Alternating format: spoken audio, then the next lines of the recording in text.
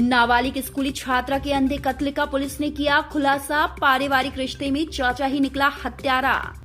भिंड जिले के उमरिया थाना क्षेत्र के रामगढ़ गांव का है, जहां 19 अक्टूबर को घर से स्कूल के लिए निकली छात्रा जब घर वापस नहीं लौटी तो परिजनों ने गुमशुदगी की रिपोर्ट दर्ज कराई।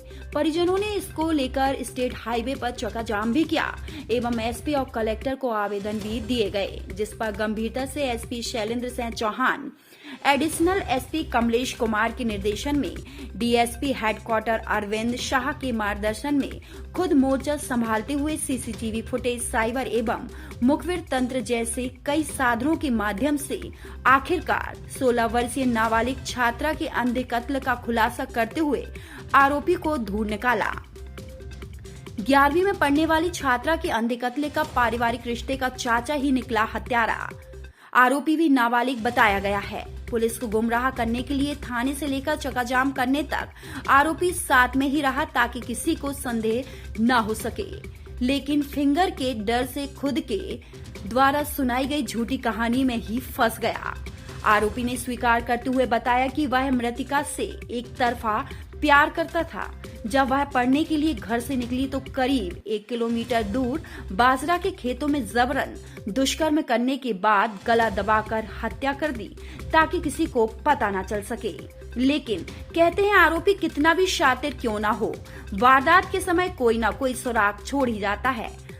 उसी सुराग की वजह से डीएसपी अरविंद शाह के मार्गदर्शन में आखिरकार उमरी पुलिस आरोपी तक पहुंच गई। क्या है गला दबाने से कारित की गई है। इसमें तत्काल पुलिस ने जो रिपोर्ट आई थी उसके आधार पर और जो हमारे पास साक्ष्य थे उसके बेसिस पर कोशिश की आरोपी का पता लगाने का, लेकिन ये मामला पूरी तरह से ब्लाइंड था। कोई भी किसी तरह के संदेही का या आरोपी का कोई अता पता नहीं था, किसी को किसी पर कोई शक नहीं था।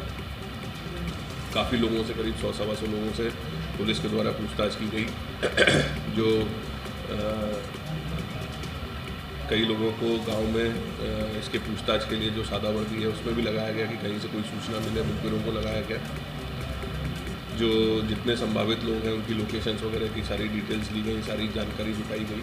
कहीं पे भी कोई संदेही के विषय में पता नहीं चला, लेकिन पूछताछ के दौरान जो आरोपी है जब उसको बुला के पुलिस के द्वारा पूछताछ की गई तो पुलिस के सवालों के जवाब उसने जो है वो समाधानकारक तरीके से नहीं दिए और पूछताछ के दौरान उसने फिर एक कहानी बताई जिसमें उसने किसी अन्य 3 लोगों द्वारा इस घटना को करना बताया था, ऐसा उसके द्वारा बताया गया।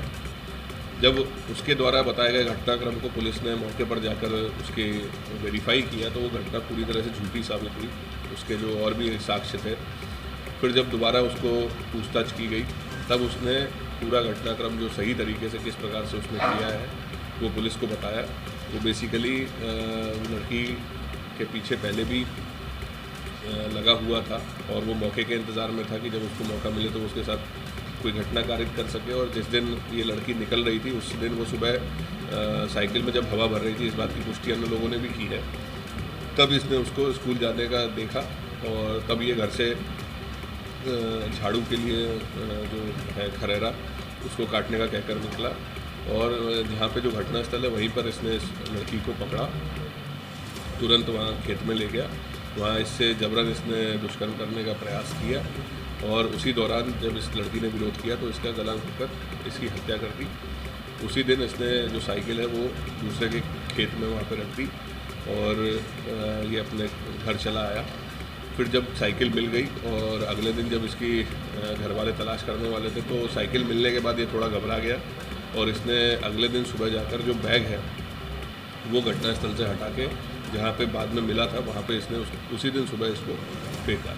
तो जितने इसकी बात थी, जितने इसने बताया, वो इसके जितने भी साक्ष्य संभावित थे जो मौके से हमें प्राप्त हुए या अन्य जो भी थे लोगों के द्वारा पूछताछ करने पर, उससे इसकी बताई हुई घटना की जो पुष्टि है वो हुई और उसके उपरांत हमने इसको गिरफ्तार किया।